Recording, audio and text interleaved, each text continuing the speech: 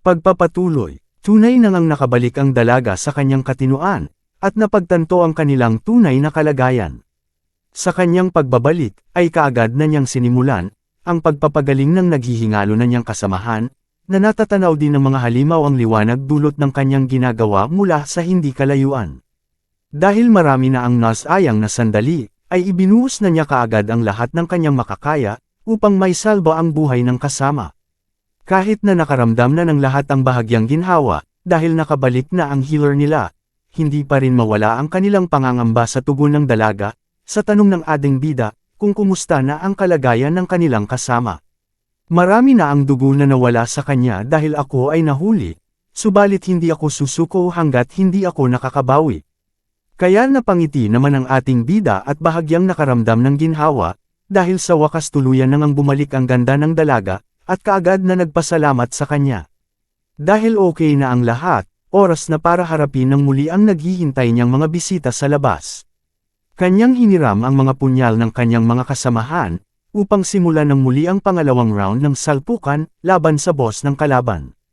At sa kanyang ginawa ay napatanong na lang si Park Junmo na, Corporal Lee, huwag mong sabihin na, hindi na niya natapos ang nais niyang sabihin, dahil sumagot na kaagad si Lee Hyun-wook na, syempre.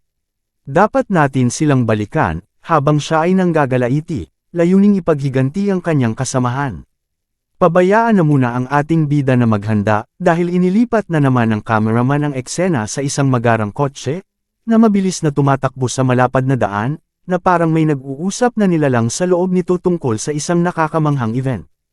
At atin nang nakikita ang kamay ng nilalang na nasa loob ng sasakyan, nakakatapos lang gumamit ng telepono. Nako, delikado pala ito, isang malaking tarantula kaagad ang bubungad sa'yo kung lalapit ka dito, siguradong babae ito. Wow! Astig! Nakakakilig, pero pasensya ka na lang at hindi ka basta-basta makakadilig, dahil higanting tarantula ay aali-aligid. At pupunta ito sa lugar ng Itaewon, at kokonsultahin ang isang bagay doon, ano kaya iyon? Tapos nang maghanda ang ating bida, at kanya nang nilagyan ng mana ang kanyang mga sandata, upang harapin ang mga bisita, kaya balikan na natin siya. Kanya nang pinuntahan ang lugar na kanyang minarkahan, upang dito na simulan ang matinding labanan. Siya ngayon ay napapalibutan, at natatanaw na rin siya ng boss ng kalaban. Sadyang maingat din ang boss na ito. Nga pala ang tawag sa kanyan ay isang, Dark Kobolds Mage, nakalimutan kong ipakilala, gamit ng kanyang mahika kaya niyang kontrolin ang mga tauhan niya, sa pamagitan ng pulang marka na nasa noo nila. Kahit masasabing nasa kanila na kalamangan, maliban na nag-iisa lang ang kalaban, ito ay kanila pang napapalibutan, ngunit hindi pa rin sila gumagawa ng isang hakbang, sa halip ito muna ay kanilang tinitigan, layuning pag-aralan ang kasalukuyan nilang kalagayan. Samantala ang ating bida, kahit nasa gitna ay hindi pa rin nababahala, at patuloy na naghahanda at tinatitigan ang marka sa ibaba. Kanyang pinapakiramdaman ang presensya sa kapaligiran, at kanya nang nalaman na nasa tamang lugar na ang mga kalaban. Ito ang kanyang plano, kung saan kanyang kalkulado, na kahit ang kalaban ay saan man nakapwesto, ay mararamdaman niya pa rin ito gamit ang kanyang kakayahan na bago. Oras na para simulan ng pangalawang sagupaan, sa oras na kanyang matagpuan ang boss ng kalaban, na siyang nagkokontrol sa kanyang mga tauhan, ay ito na ang magiging katapusan, kaya oras na para gamitin ang natatanging kakayahan. Metal detection. Kahit wala siyang nakikita, ngunit kapag nasa loob ka ng saklaw ng kanyang kapangyarihan ay siguradong wala kang kawala, at ang lahat ng metal na hindi siya pamilyar na nasa lugar, ay siguradong ito ay kobolds. Kaya, tama na ang salita, at lagyan mo na ng malakas na aura, ang iyong mga sandata, at gamitin mo na ang metal control mong kakayahan kung saan ka bihasa, at itaas mo na ang bago mong espada, at paliparin mo na ang iba pa, kasi nabibitin na kami kanina pa, kakapakinig sa iyong mga salita. Pati ang Dark Kobold Mage ay naiirita na. Okay, sige na nga, kaya saluhin nyo na ang hagupit ng aking inihanda, na kanina nyo pang gustong makita, kaya walang takbuhan ha. At kahit walang nakikita ang ating bida, at magtago man ang mga halimaw ay perpekto niya pa ring naipapatama ang bawat pag-atake niya. Kaya ang boss ay nabigla dahil may paparating na sa kanyang isang sandata at malapit nang tumama sa kanya. Dahil sa kaba ay kaagad siyang gumamit ng kanyang mahika, upang sandata ay masangga, at buhay niya ay mas alba. Sadyang kakaiba talaga ang boss na ito, hindi lang mabilis, kundi malakas pa, dahil kaagad siyang nakagawa ng malakas na depensa gamit ang kanyang mahika, at napawalang bisa ang atake ng ating bida. Subalit sadyang matalino rin talaga si Lee Hyun-wook, dahil isa lang pala iyong patibong, upang kanyang matunten ang kanyang tamang lokasyon. Kaya siya ay natarante sa kanyang nakikita, may mga sandata na sa kanya ay papunta, at hindi lang isa, kundi marami pa. Dahil sa kaba, siya ay napanganga at sumigaw biglang, "Darna!" Narinig naman ito ng ating bida, kaya nanlaki na lang ang kanyang mata, hindi makapaniwala, na ang pangit na nilalang, ay nangangarap pang maging si Darna. Ay hindi pala ganun iyon, kaya siya napasigaw upang palakasin pa ang kanyang mahika, upang harangin ang maraming sandata, na malapit nang tumama sa kanya. Dahil sa galit, siya ay nagngit-ngit at kamuntikan na siyang magkapunit-punit, at pilit na inipit ang sandata ng ating bida na sa kanya ay ginamit, upang ito ay hindi na makabalik. Kaya ang ating bida ay puwersahan na hinayla ang kanyang mga sandata pabalik sa kanya. At nang hindi niya ito makuha, ay dinagdagan pa niya ang puwersang pinakawalan niya, subalit ito ay naging walang kwenta, dahil ang naging bigat na ng kanyang sandata ay, lumagpas na sa bigat na kanyang lang makakaya, kaya siya nabigla, dahil hindi gumana ang kanyang ginawa. Nakulagot na, sadyang matalino rin pala ang kalaban ng ating bida. Hindi na rin papahuli ang Dark Kobolds Mage, layuning maghiganti, gamit ang kanyang mga tauhan ay agad na rin itong naghanda, upang siya naman ang magsagawa, ng pinsalang nakakabahala, at ang ating bida ay bigla na lang nabigla, dahil huli na ng kanyang makita, at ang mga karayom na sa kanya ay tatama, kaya wala na siyang nagawa kundi ang matulala. At ang lahat ng karayom na sa kanya ay patungo, ay kanyang salong-salo, kaya bahagya siyang napaupo, na para bang nahihilo, at makikita sa kanyang katawan ang mga karayom na sinalo at ang mga halimaw ay nakatingin lang mula sa malayo. Nang nakita ng Dark Kobold Boss na ang kanyang pag-atake ay tumama, kanya nang pinahina ang kanyang mahikang ginawa, kaya mga punyal ang bumagsak na sa lupa. Hindi pa rin siya nakampanti, gusto pang umatake, kaya kanya nang inutusan ang kanyang mga tauhan, natapusin na ang laban. Walang pag-aalinlangan, utos ay sinundan at kaagad na nagsitakbuhan patungo sa kalaban, layuning tapusin na ang labang sinimulan. Subalit ang ating bida ay sadyang matibay talaga, kaya ito ay buhay pa. At galit niyang sinabi na, "Kamuntikan niyo pa akong madali, at akala niyo ako ay tapos na, katulad ng ginawa ninyo sa akin dati. Ngunit dyan kayo nagkakamali, dahil pag-atake niyo ay naging walang silbi, at nakaramdam lang ako ng kaunting kilati." Ito naman pala ang dahilan kung bakit nakaligtas si Lee Hyun-wook sa kapahamakan, ginamit na niya ang kanyang abilidad na pangmalakasan, kung saan ginawa niyang bakal ang parte ng kanyang katawan, na tinamaan ng karayom ng kalaban. At dahil kanya nang binitawan ang punyal ng ating bida, ay kaagad niya itong nilagyan ulit ng mana, at hinayla pabalik sa kanya, kaya ang boss ay nagulat na nga, nabigla pa sa kanyang nakita. Muling nagpaikot-ikot na sa ere ang sandata ng ating bida, hindi pa alam saan ito papunta, sa kalaban ba, o sa kanya, malalaman natin iyan mamaya.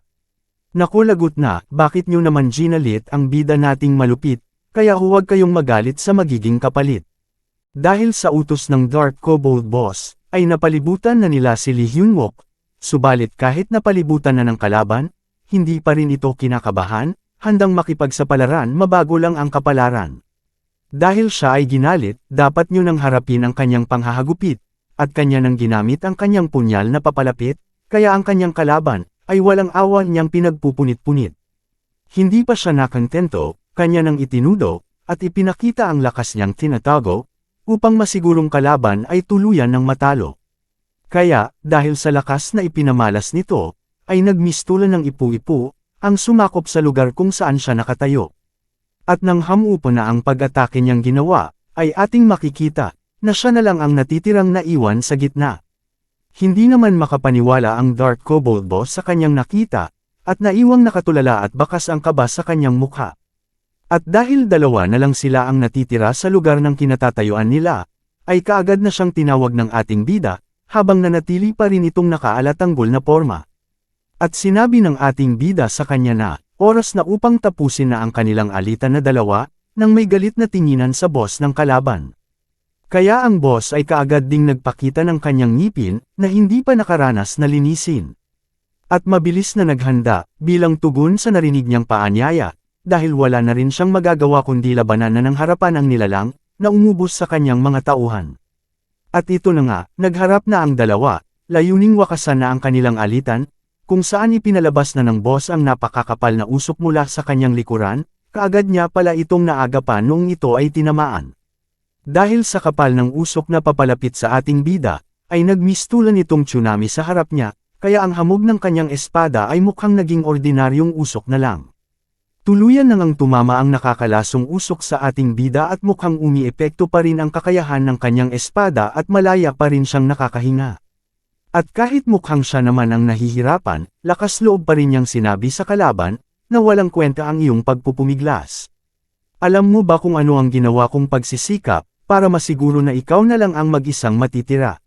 Sabay gamit ng kanyang abilidad na, metal detection, upang pakiramdaman ang galaw ng metal sa kanyang kapaligiran, at kanyang sinabi sa sarili na, kung gagawa ako ulit ng walang ingat na pag-atake, ay kaagad niya lang din itong mahuhuli, katulad ng una kong ginawa, kaya dapat akong mag-ingat sa paggawa ng atake. Nagdaan na ang ilang sandali ng pagsusuri sa kapaligiran, ay wala pa ring pagbabagong nangyayari, kaya nagtataka ang ating bida kung bakit hindi pa rin kumikilos ang kanyang kalaban. At maya-maya lang, ay kaagad siyang nagulat sa nakitang papalapit na maraming mapupulang parang anino sa kanyang paanan, habang ito ay nag-aalatanggol na porhaman. Ito pala ay kagagawa ng Dark Kobold Boss, na gumamit ng kanyang mahika sa lupa, upang tahimik na pagapangin ang pag-ataking gagawin. At huli na ang lahat upang makaiwas pa ng ating bida, kaya kaagad nang pinuluputan ang kanyang paa. Nang matagumpay nang nagawa ng boss ang kanyang plano, ay kaagad niyang hinayla ang ating bida, dahilan ng pagkabagsak nito ng malakas sa lupa.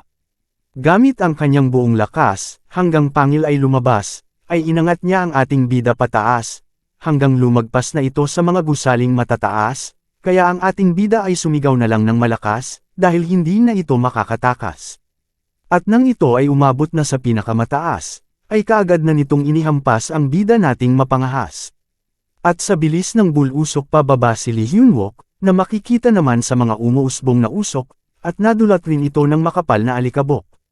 Biglang tumahimik ng sandali, pagkatapos ng pangyayari, at ang Dark Kobold Boss ay bahagyang nakampanti sa pag-aakala na ang ating bida ay tuluyan nang nagkabali-bali. Kaya tumayo siyang nakangisi na may malaking kumpiyansa sa sarili, dahil para sa kanya siya pa rin ang nanalo sa huli. Ngunit ang kanyang kasiyahan ay biglang napalitan ng katanungan, na hindi niya kayang masagutan. Dahil sa kanyang harapan, nakatayo pa rin ang bida nating palaban. Matagumpay ni Lee Hyun-wook na iwasan ang kamatayan, dahil mabilis niyang ginamit ang kanyang kakayahan, na kayang patigasin ang parte ng kanyang katawan. Nang galit niyang tinitigan ang kanyang kalaban, dahil kahit na nakaligtas siya sa kamatayan, ay nagtamo pa rin ng pinsala ang kanyang katawan, at ilang beses pa daw siyang bibigyan ng sakit sa ulo ng kanyang kalaban. At kahit ang boss ay nabigla, muli pa rin itong naghanda. Nang hindi na nagsasalita, ay kaagad na itong nawala. At ang ating bida na gusto pa sanang magsalita, ay nagulat na lang bigla, dahil ang boss niyang kalaban ay umatake na lang bigla nang hindi man lang nagbigay ng babala. Kahit hindi naman ni Lee Hyun-wook na paghandaan ang bilis ng kalaban, ay kanya pa rin itong naiwasan. Subalit kaagad naman siyang natigilan, dahil hindi niya inaasahan na magaling din sa dikitang labanan ng boss sa kanyang likuran, at kaagad siyang binalikan at sasaksakin na ang kanyang katawan, at sa mabilis na galawan ay muli na naman niyang naiwasan ang pag-ataking hindi niya inaasahan. Upang makaganti, ay inikat niya ang kanyang katawan, upang harapin ang kalaban. At mariin niya itong tinitigan, at pinagsabihan na, anong karapatan mong punteryahin ang aking likuran? Sa ginawa naman ng ating bida, ay kaagad na naghanda ang boss para sa susunod na kaganapan, kung saan ang isa niyang kamay ay kanyang hinawakan. Nang walang kaano-ano ay kaagad nang hinampas ng ating bida ng malakas ang kanyang kalaban, subalit dahil ito ay napaghandaan matagumpay naman itong naharang, ngunit dahil sa laki ng diferensya pagdating sa pangangatawan ay labis itong nahirapan. Sadyang hindi na talaga mapipigilan ang ating bida, at mabilis niyang ginamit ang body transformation sa kanyang paa, layuning sipain ang kalaban niya. At ayun, sapul sa mukha, sa lakas ng pagkakatama, basag ang pagmumukha, pangil ay nasira, kaya nagmukha na lang tuloy siyang daga na napisa.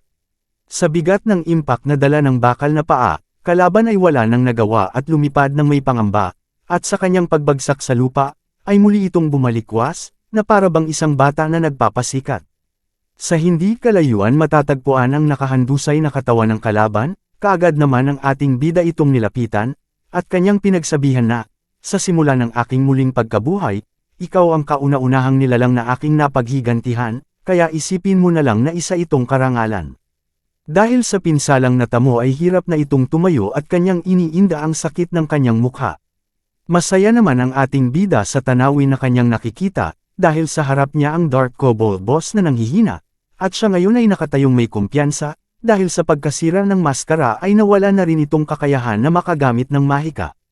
At dagdag pa ni Lee Hyun-wook na, oras na rin para gamutin ang sakit ng ulo na kanina pang ibinigay ng boss sa kanya, sabay kontrol ng kanyang mga punyal papunta sa boss.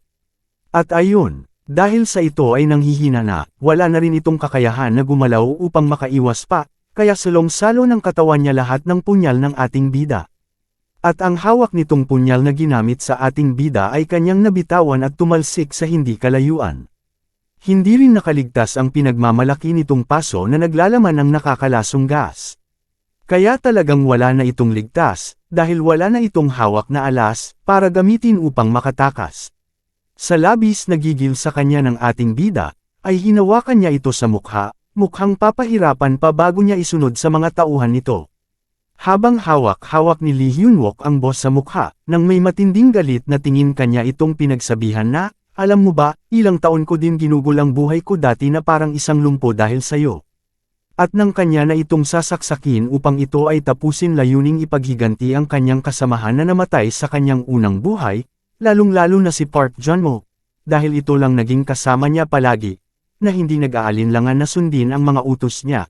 Maging sa oras ng panganib ay walang takot itong tumulong sa kanya sa kabila ng kanyang kahinaan, at ang hinding-hindi niya makakalimutan ay ang pagkamatay nito sa kanyang harapan habang sinusubukan na siya ay protektahan, kaya labis na lang ang galit ni Lee Hyun-wook na nadarama sa boss na ito, sabay dahan-dahang tinutusok ng kanyang espada sa tiyan, na pilit namang pinigilan ng boss. Habang unti-unti namang bumabaon ang kanyang sandata sa katawan ng kalaban, ay nagkakaroon ito ng reaksyon, hanggang sa lumabas na ang system screen, na nagbibigay sa kanya ng abiso, kasalukuyang inaabsorb ng Cloudblade ang dugo ng isang elite monster, at unti-unti itong pinupuno ng hindi matukoy na enerhiya, at ito ay nasa 1% pa lang. Hindi na muna pinansin ng ating bida ang lumabas sa abiso, sa halip pinagpatuloy niya ang pagpapahirap dito, na talagang labis-labis ang kanyang pagkamuhi dito. Hindi pa talaga siya nakontento, pati ang punyal ng boss ay kanya na ring nilagyan ng mana upang ito ay kontrolin. Wala nang patumpik-tampik pa, kaagad niya nga ito itinutok sa ulo ng hawak-hawak niyang kalaban, sinabihan na, huwag ka munang mamamatay dahil hindi pa ako tapos, may isa pa akong gusto, at ito na ang huli, para naman sa sarili ko. Bilang kabayaran sa iniwang peklat sa kanyang mukha na gawa ng punyal ng ito. Kaya ito rin ang gagamitin ni Lee Hyun-wook upang tuluyan na ang buhay ng kanyang kinamumuhi ang kalaban. Kung saan napasigaw na lang ang Dark Kobold boss sa sakit, at bakas sa kanyang mukha ang hiwa dulot ng walang awang ginawa ng ating bida sa kanya. At sa wakas dito na rin nagtatapos ang mahabang labanan, at tuluyan ang nakalimutan ng Dark Kobold boss kung paano huminga habang nanatili pa ring nakatusok ang Cloudblade sa katawan nito. Upang tapusin ang nagiging proseso para sa bagong mabubuksan na talento. Matapos ang matinding laban, sa wakas nakahinga na rin ng maayos ang ating bida, at matagumpay siya na bago ang unang kaganapan sa kanyang nakaraan.